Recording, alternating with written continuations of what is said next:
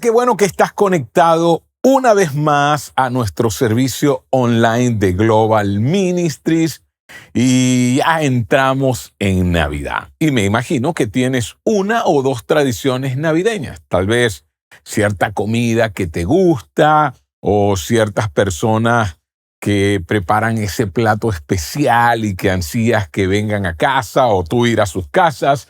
Tal vez tus tradiciones están relacionadas con quién aparece, dónde te reúnes o cuándo lo haces. Para nosotros, para mí y mi familia, es la noche de pijamas. Yesenia empezó esto con nuestros hijos cuando eran pequeños. Ella les daba pijamas nuevas en Nochebuena para que las usaran y les tomábamos fotos al día siguiente. Lo cómico es que en las fotos aparentamos, por lo menos Andrés y yo, que usamos pijamas para dormir, y eso no es nada cierto. Nunca, pero nunca lo hacemos. ¿Tienes tú algunas tradiciones del día después de Navidad? Y mientras disfrutamos de lo que trae la Navidad, después entonces estamos listos para volver a la normalidad. ¿No es así? ¿Qué día se quita la Navidad en tu casa? Yo me quedo sorprendido con mis vecinos el 26 de diciembre e incluso algunos el 25 en la noche quitan todo. Y yo me pregunto, ¿qué les pasó? Todavía falta el Día de Reyes, que es el 6 de enero, por cierto, cumpleaños mi esposa. A ver, escriban por el chat, ¿qué día quitas la Navidad? Me imagino que todo depende en qué país estás, en qué lugar. ¿Estás listo para quitar tu árbol de Navidad el día después de la Navidad? Eso nos lleva a lo que vamos a hablar durante las próximas semanas, el día después de la primera Navidad. Y escucha, todo el mundo, el día después del nacimiento de Jesús, la primera Navidad, estaba listo para volver a la normalidad. Pero miremos lo que ocurrió antes, sí, antes del día en que Jesús nació, en un esfuerzo por actualizar la base de datos para saber quién debía pagar impuestos. César Augusto, emperador de Roma, decretó que se debía realizar un censo. Y hoy es fácil realizar un censo, ¿no? Por lo menos mucho más sencillo, con las computadoras, bases de datos, en fin, todo lo que tenemos, programas. Es fácil, pero imagínense en aquel tiempo que todo era manual, incluso no mucha gente sabía leer y escribir. Lucas, entonces, un médico que relata la historia de Jesús y que escribe lo que llamamos el Evangelio de Lucas, en el capítulo 2, verso 1, nos dice, por aquellos días, César Augusto emitió un decreto que se debía hacer un censo en todo el imperio romano. Así que todo el mundo tuvo que registrarse en su lugar de nacimiento, lo que preparó el escenario para la primera Navidad. Pero en aquellos días, no olviden, no había Navidad. Solo había caos. Solo caos. Viajar era caro y peligroso. La gente estaba ansiosa por llegar a casa y volver a la normalidad. Pero las cosas nunca volverían a ser normales a partir de ese día. En el caos del censo, José tiene que viajar con María a Belén, y muchos de ustedes saben esa historia, y allí nació un niño cuyo nacimiento tendría implicaciones geopolíticas durante generaciones. Sin embargo, era como una página de la mitología griega o algo que solo existía en la imaginación de los cuentacuentos. Lo divino se había convertido en carne. Y el apóstol Juan, relatando también su propia versión de la historia de Jesús en Juan 1:14, dice, la palabra se convirtió en carne e hizo su morada entre nosotros, los seres humanos. Todo aquel cuya vida se cruzaba con este niño, desde su nacimiento hasta el día de su ejecución, sería una nota al pie de página en su historia. En otras palabras, campesinos, gobernadores, reyes e incluso los césares sin que nadie lo supiera, a excepción de un pequeño grupo de personas, un rey había sido dado a luz en el mundo. Sí, no es una figura religiosa. Y ahí es donde nos equivocamos. Es un rey. Un rey que molestaría y revertiría el orden de las cosas. Un rey que daría su vida por sus súbditos en lugar de elegir que dieran sus vidas por la suya. El rey que diría a sus súbditos: ustedes deben dar sus vidas unos por otros. La realeza, el señorío y el derecho al gobierno de Jesús a menudo se pierden de vista entre nosotros. La iglesia y la cultura redujeron a Jesús a llamar a un amigo. Llama a un amigo. ¿Han visto ustedes cuánto vale el show? ¡Hey, te vamos a dar la opción! Llama a un amigo. O el plan B de nuestras vidas. Cuando hemos echado a perder todo, Jesús se convierte en el plan B. O en un consolador de conciencia. ¡Ay, ya no me siento culpable! Quizás se convierte en la llanta, o como dicen los venezolanos, en el caucho de repuesto. Si bien el derecho de Jesús a gobernar se pierde con nosotros, no se perdió con María y José. En otras palabras, ellos nunca perdieron de vista quién era Jesús. Era el rey. Miren, cuando un ángel apareció a María, reveló la identidad de su hijo. No fue nada de eso y más que todo eso. Esto es lo que dice el ángel de ese bebé que daría a luz María. Lucas, en el capítulo 1, versos 30 al 33, dice: pero el ángel le dijo: no tengas miedo, María. Has encontrado el favor de Dios. Concebirás y darás a luz un hijo y lo llamarás Jesús. La versión en español de esto, proveniente del latín, que proviene del griego, que proviene del hebreo, es Yeshua, que es Josué. ¿Y saben qué significa? Significa gobernante o líder e incluso un guerrero poderoso. Y le sigue diciendo el ángel: él será grande y será llamado el Hijo del Altísimo. Nota esto: será grande y será llamado el Hijo del Altísimo. ¿Sabes qué? Era un título de la realeza. Era un lenguaje que solo se usaba para un monarca. Entendámonos, sería el hijo de un rey supremo. Y si había alguna duda sobre su realeza, el ángel sigue diciendo esto: el Señor Dios le dará el trono de su padre David y reinará sobre los descendientes de Jacob para siempre. María daría luz a un rey, un gobernante, un legislador y un juez. No simplemente un perdonador de pecados ni un simple punto de referencia. Nacería un rey. Lo que el ángel dijo a continuación es lo que se desarrolla a lo largo del Nuevo Testamento y la historia. El ángel concluye: su reinado no tendrá fin.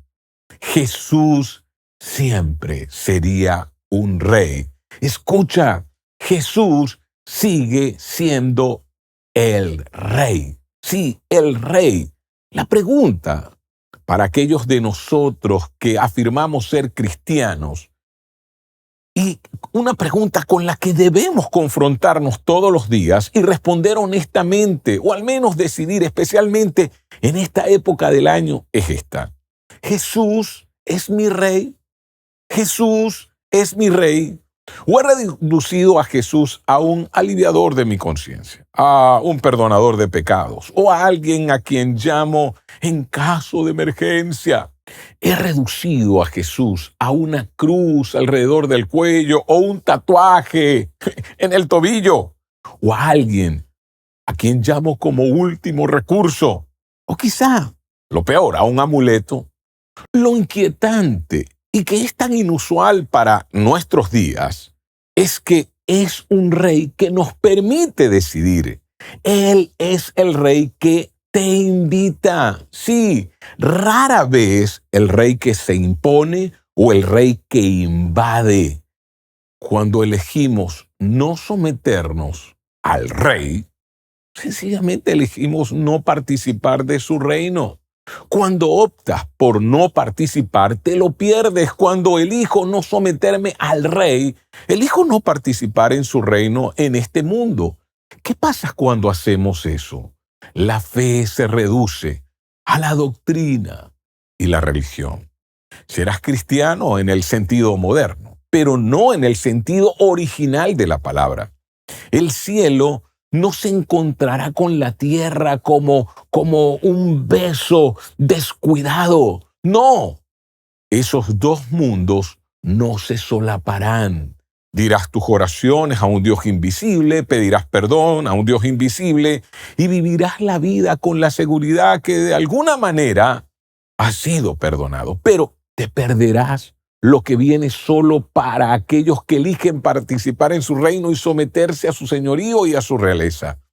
Así que, en esa primera Navidad, en medio del censo, que fue una distracción del evento principal porque todos estaban muy preocupados por llegar a sus ciudades y empadronarse, un rey fue dado a luz en el mundo. Sí, un rey aparece súbitamente. Era un plan perfectamente ejecutado. Se había cumplido el tiempo. Si no fuera por los magos sinceros, pero ingenuos, el secreto de María y José habría permanecido en secreto durante 30 años siguientes. Esto es lo que pasó. Y miren cómo lo registra Mateo. En el capítulo 2, verso 1 al 4 dice: después de que Jesús nació en Belén de Judea, en tiempos del rey Herodes. Este Herodes el Grande reconstruyó el templo y fue un arquitecto extraordinario, un estratega militar, un general. Era brillante, pero a la misma vez era despiadado. Herodes se comprometió a preservar su legado de rey a través de sus hijos. Así eran las monarquías. Si sus planes llegaban a buen término, también sus hijos serían reyes que lo sucederían después de él. Así que Herodes. Llegaron a Jerusalén, en los tiempos del rey Herodes, unos sabios, magos, procedentes del oriente. Así le llamaban a los sabios en aquel momento. Ellos eran básicamente los asesores judiciales, probablemente del reino de Persia o Arabia, que estudiaron textos antiguos y observaron los mensajes divinos en los movimientos de planetas y estrellas, algo que no comprendemos muy bien. No eran reyes. Esa fue una leyenda del siglo III y por eso le llaman Reyes Magos. No sabemos cuántos había, no eran 3, y no sabemos sus nombres, así que no eran ni Melchor, ni Baltasar, no. Y no estaban siguiendo a una estrella, lo que explica por qué terminaron en la ciudad equivocada, porque Jesús había nacido en Belén y ellos se fueron a Jerusalén. Cuando aparecieron en Jerusalén, nadie hablaba de un rey. Así que ellos comenzaron a preguntar por ahí. Muy probablemente se dirigieron al templo. ¿Dónde está el que ha nacido rey de los judíos?, preguntaron. Reconocieron lo que habían pasado por alto todos. Había nacido un rey. Vimos levantarse su estrella y hemos venido a adorarlo. Vieron una nueva estrella. Sí, desde el lugar donde ellos vivían. Y estaban convencidos de que indicaba el nacimiento de un rey judío. Parece que en sus libros había una profecía que indicaba esto. Y viajaron al lugar de nacimiento lógico. ¿Cuál era el lugar de nacimiento lógico si había nacido un rey judío? Sí, Jerusalén. Pero la palabra se difundió rápidamente, así que cuando el rey Herodes oyó eso, se perturbó profundamente, igual que todos en Jerusalén. ¿Por qué? ¿Por qué se perturba? El nacimiento de un nuevo rabino, maestro, figura religiosa o profeta, no debería perturbar a nadie, no debería sorprendernos. Pero un rey, el nacimiento de un rey señalaría un cambio de régimen y probablemente traería insurrección y disturbios civiles. Mira, el nacimiento de un rey Era una amenaza para el legado y la dinastía de Herodes, que quería que sus hijos lo sucedieran. Si había nacido un rey, las cosas estaban cambiando.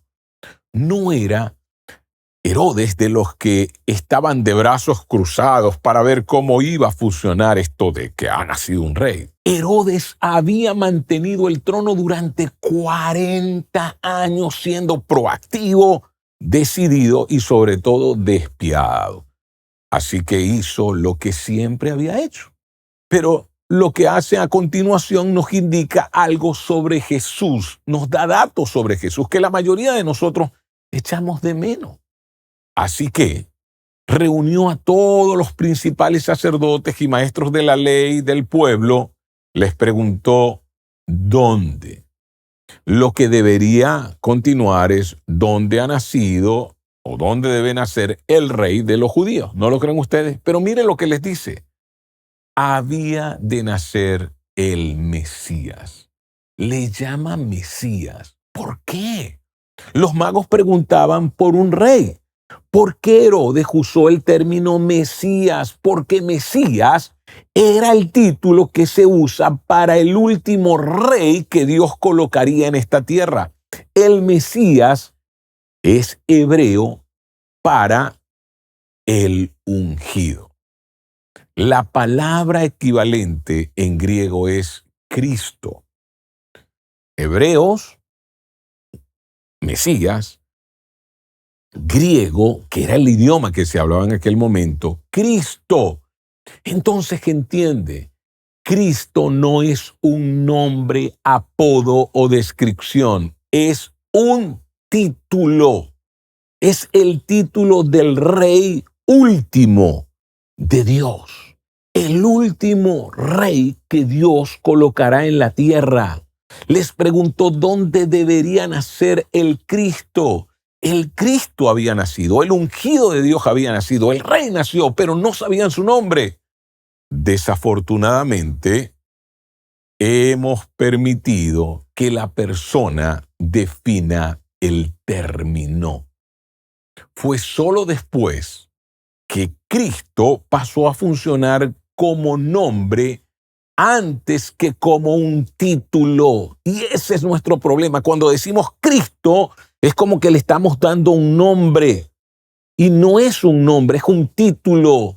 Si alguien se refiere a Cristo, piensa, oh, yo sé quién es Cristo. Ah, ese es Jesús. ¿Verdad? Hemos reducido a Cristo a un apellido. Jesús Cristo. Hemos permitido a la persona, en lugar de permitir que el término defina a la persona.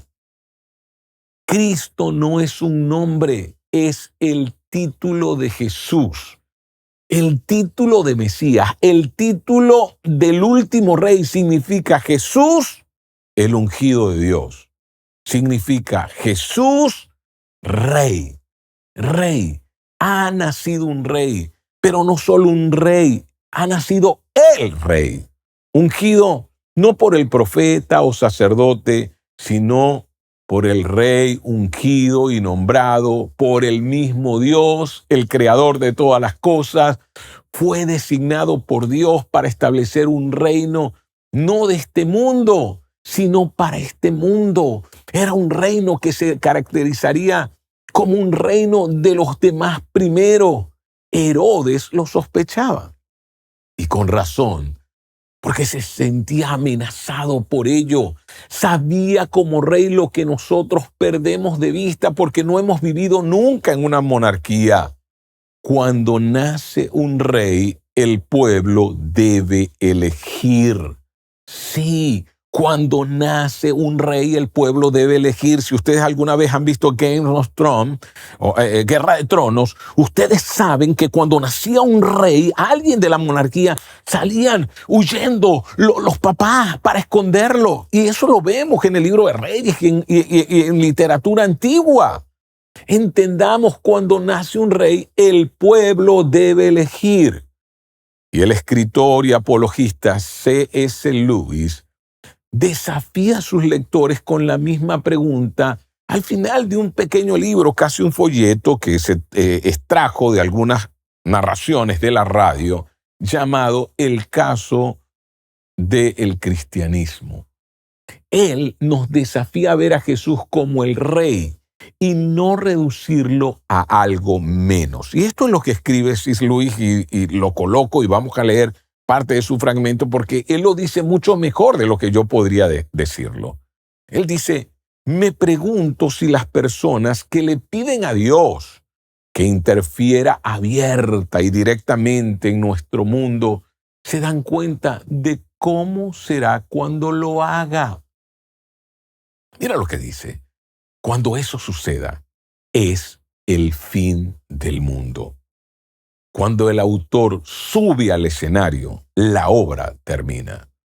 Así que ¿cuántas veces le has dicho a Dios, oh, que interven, haz algo? Y no te estás dando cuenta probablemente de lo que estás pidiendo. Dios va a invadir. Está bien. Pero ¿de qué sirve decir que estás de su lado en ese momento cuando ves que todo el universo natural se derrite como un sueño? Y algo más, algo que nunca entró en tu cabeza para concebir se derrumba. Algo tan hermoso para algunos de nosotros y tan terrible para otros. Lo que está diciendo C.S. Lewis, todo depende en tu vida a quién hayas elegido como rey. Si lo elegiste como rey o no. A ninguno de nosotros nos quedará otra opción, porque esta vez será Dios sin disfraz. En otras palabras, no vendrá disfrazado de un bebé en un pesebre, o un maestro en la ladera de una montaña, o un hombre que pueda ser atado, azotado y crucificado. Cuando aparezca ese rey por segunda vez, aparecerá como quien es, como Rey de reyes, Señor de señores, Creador del cielo y la tierra, que todas las cosas se sujetan bajo el dominio de su poder y autoridad. Algo tan abrumador que golpeará un amor irresistible y un horror irresistible en cada criatura. Y yo te pregunto, cuando Él aparezca por segunda vez, ¿sentirás horror al saber, hey, nunca lo elegí como rey? ¿O sentirás amor al saber que es tu rey? ¿Por qué habrá estos dos tipos de reacciones? Porque en ese momento aquellos que eligieron no seguirle desearán haberlo hecho. Y C.S. Lewis dice, entonces será demasiado tarde para elegir tu lado. No sirve de nada decir que eliges postrarte cuando se ha vuelto imposible ponerse de pie. Las rodillas temblarán, las piernas no tendrán fuerzas cuando ese rey aparezca. Ese no será el momento de elegir, será el momento en que descubramos qué lado realmente hemos elegido, ya sea que nos hayamos dado cuenta antes o no. No olvides lo que te he dicho. Cuando nace un rey, hay que elegir. Y C.S. Lewis dice, ¿cuándo? Te preguntarás. Y C.S. Lewis dice, ahora, hoy, en este momento es nuestra oportunidad de elegir. Dios se está reteniendo para darnos esa oportunidad. No durará para siempre. Debemos tomarlo o dejarlo ir. ¿Lo tomarás o lo dejarás ir? En Navidad nació un rey. ¿Lo has elegido como tu rey?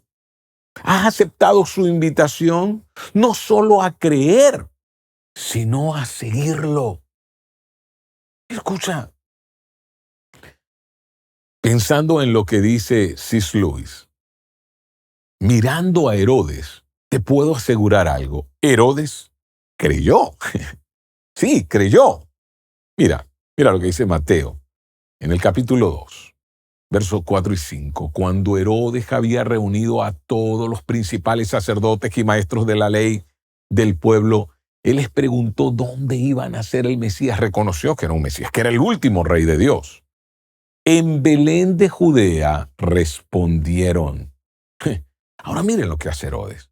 Luego Herodes convocó a los sabios a una reunión privada a esos sabios que habían venido del oriente, que le llamamos los Reyes Magos, y por medio de ellos se enteró del momento en que había aparecido la estrella por primera vez.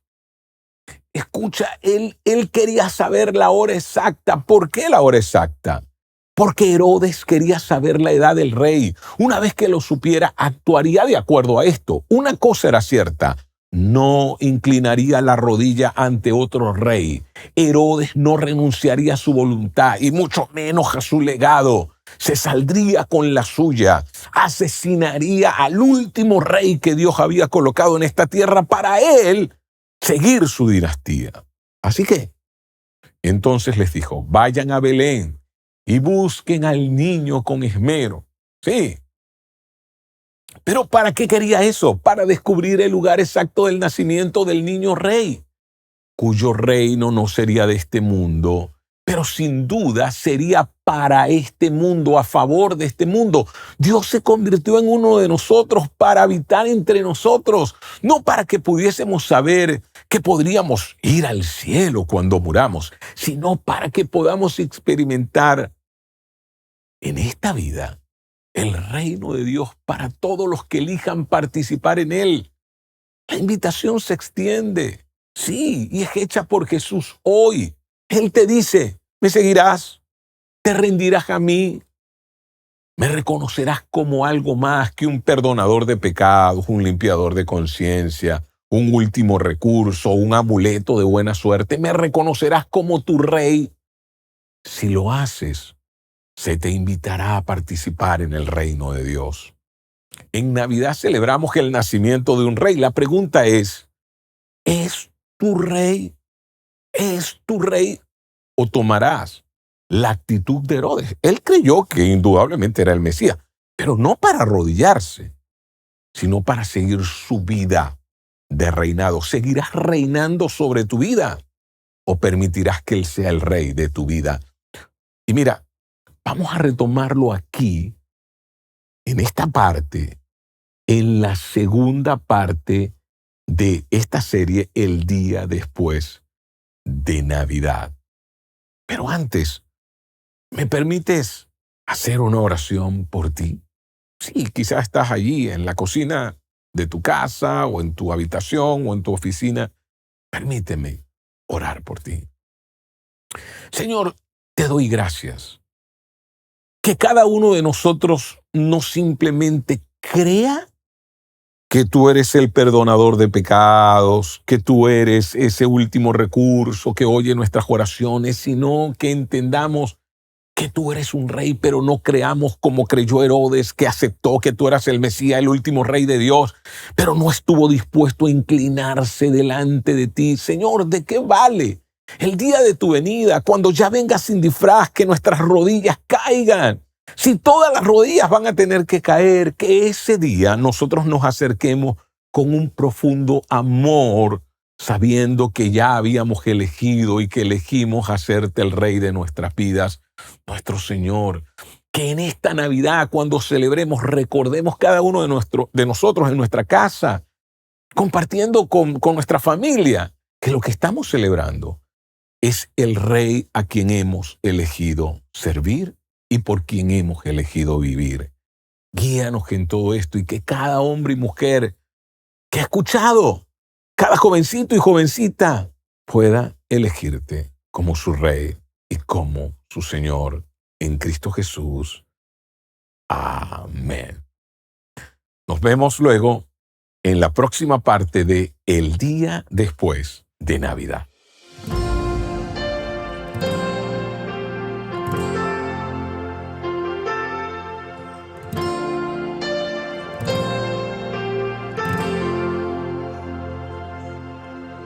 Nunca ha perdido una batalla, su nombre tiene todo el poder, sus palabras son espíritu y vida, y dan aliento a mi ser. En todo tiempo Él es Dios, salvación es para Él. Hay poder en su nombre, hay poder en su presencia, hay poder en su resurrección. Hay poder en su sangre, hay poder en su palabra, hay poder en el nombre de Jesús. El mismo poder que resucitó a Jesús me levantará, me levantará. El mismo poder que resucitó a Jesús me levantará, me levantará. Hay poder en su nombre, hay poder en su presencia, hay poder en su resurrección. Hay poder en su sangre, hay poder en su palabra, hay poder en el nombre de Jesús. Oh Dios mío, poder que resucitó a Jesús. Tú me levantarás, tú nos levantarás, Señor. Oh Dios, que resucitó a Jesús me levantará, tú me levantarás. El mismo poder que resucitó a Jesús me levantará, me levantará. El mismo poder que resucitó a Jesús me levantará, me levantará. Señor, tú nos levantas, Señor. Cual sea la situación que estamos viviendo, que estás viviendo tú allí, Dios tiene el poder para levantarnos, para socorrerte, para socorrerme. Hay poder en Jesús. Tú eres suficiente, Señor, para nosotros. Oh Dios, hay poder en su sangre, hay poder en su palabra, hay poder en el nombre de Jesús.